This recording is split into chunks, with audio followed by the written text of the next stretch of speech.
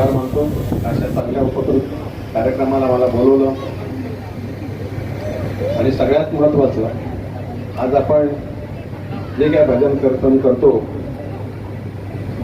ज्या विठ्ठलाला आपण पूजतोय, कुठेही जात धर्म पंथ किंबहुना हातात देखील कुठचं शस्त्र नाही, सर्वांचं आहे. आणि अशा या कार्यक्रमाला तुम्ही मला बोलवलं. मला वाटते भजनाची पहिली सुरुवात किंवा आख्यायिका अशी फक्त प्रल्हादापासून सुरू झाली. मला वाटते टाळ्या वाजवण्यापासून जे काही केलं ते वडील फेकत गेले आणि टाळ्या काय फेकू शकले नाही. तसं मला वाटतं तुम्ही त्याच्यात जास्ती ऑथॉरिटी आहे. आणि अशा या कार्यक्रमात बोलवलं. अनेक वर्ष आम्ही हा प्रयत्न केला होता. विरारला हॉलमध्ये कॉम्पिटिशन घेतलेल्या, त्याच्यानंतर गणपती मंदिरला घेतलेल्या, मध्येच खंड पडला कारण बरेच सोपाऱ्यामध्ये वगैरे चालू झाले. मग म्हटलं कोणीतरी करतंय, मग आम्ही थोडेसे विचलित राहिलो. परंतु मी तुम्हाला एक आश्वासन देतोय, कारण मी विसरलेलो नाही, मागे सांगितलेलं आहे का वारकरी भवन आपल्याला काहीतरी चांगलं करायचं आहे. मला वाटते आपला हा जो एरिया आहे हा बुलेट ट्रेनसाठीच्या आजूबाजूचा परिसर आहे. आणि 400-450 हेक्टर एवढ्या क्षेत्रामध्ये इकडे एक नवीन वस्ती किंवा नवीन प्लॅनिंग याचं चालू केलेलं आहे का बुलेट ट्रेनच्या बाजूला चांगलं शहर वसावं, यासाठी केंद्र सरकार आग्रही होतं. आणि वसई विरार महापालिकेने त्यासाठी एक प्लॅन बनवलेला आहे. त्यामध्ये कोणालाही बेघर न करता, मग ते फॉरेस्टच्या जागेवर असतील, रेव्हेन्यूच्या जागेवर असतील, कुठच्याही जागेवर असतील, त्या सगळ्यांना घर मिळेल.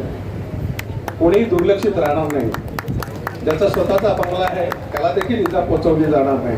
आणि ज्यांनी इमाने इतबाऱ्याने कुठचंही अनधिकृत बांधकाम न करता स्वतःची जागा सांभाळून ठेवली, रिकामी ठेवली, त्याला देखील कुठचाही इजा न पोचवता ही प्लॅनिंग करणं चालू केलेलं आहे. त्यासाठी आम्ही आमच्या नगररचना विभागाला काही सूचना दिलेल्या आहेत. आणि त्याच्यात एक सूचना आहे की आपल्याला वारकरी भवन बनवायचं आहे. आणि त्यासाठी आपल्याला प्रयत्न आपण चालू आहेत. एक वेगळ्या प्रकारचं शहर आपलं पोचणार आहे.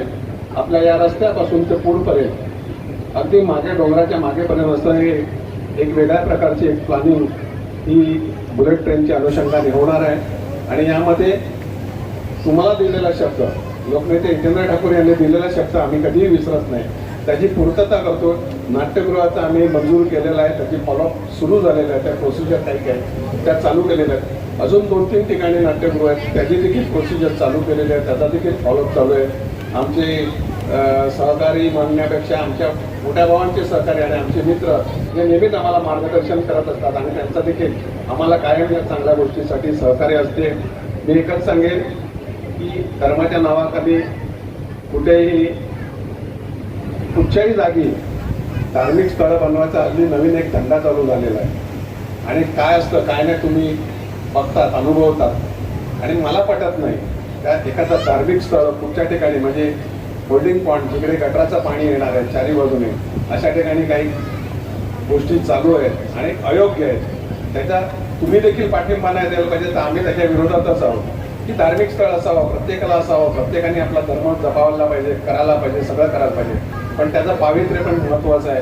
त्याचा बाजार होता कामा नये. आणि मला वाटते ही सगळी मंडळी जी कॉम्पिटिशनमध्ये भाग घेते ही सगळी लन देऊन करत असते, कुठची अपेक्षा बाळगत नसते आणि समाजाला एक वेगळा मेसेज घेत असतं. आणि त्यांचं हे कार्य महत्त्वाचं आहे कारण वारकरी हे श्रेष्ठ आहेत.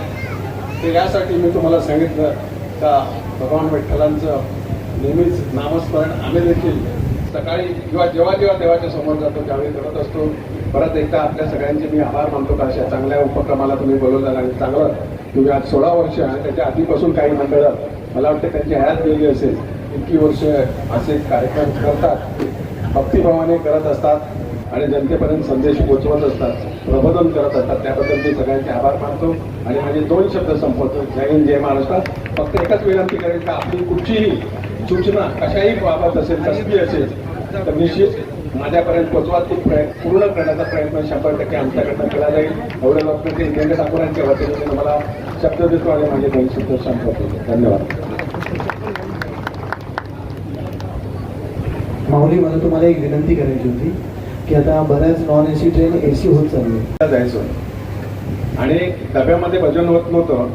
त्यावेळी लगेचच्या डब्यात भजन व्हायचं आणि बऱ्याच वेळा आम्ही लगेचच्या डब्यात बसून यायचं, केवळ भजनासाठी यायचं आणि निश्चित आम्ही सर्वच जण म्हणून मी सांगितलं की आम्ही शब्द आहे आमचा की आम्ही कायम तुमच्या पाठीशी राहू, ते कधी बंद होणार नाही एवढंच की कोणालाही त्रास नव्हता, आपण चांगल्या पद्धतीने करतो आणि चांगलं करतो. हे पान, विडी, तंबाखू आणि अनेक व्यसनं या भजनामुळे अनेकांची सुटलेली आहे. त्यामुळे हा जो मेसेज आहे, हा भक्तिभाव आहे, त्याचा पूर्वी पत्ते पण खेळायचे लोक, त्यामुळे हे चांगलं आहे. ठीक आहे ना, की धार्मिक आहे असं नाही, आपल्याला एक प्रबोधन करतो. कारण म्हणून मी सांगितलं का पुढच्या जात धर्म पंथ याचं पलीकडे जाऊन ही सगळी भजनं आपण गात असतो. त्यामुळे निश्चित याला कोणाचा विरोध असण्याचं कारण नाही, आम्ही त्यांच्या मागे कायम राहू.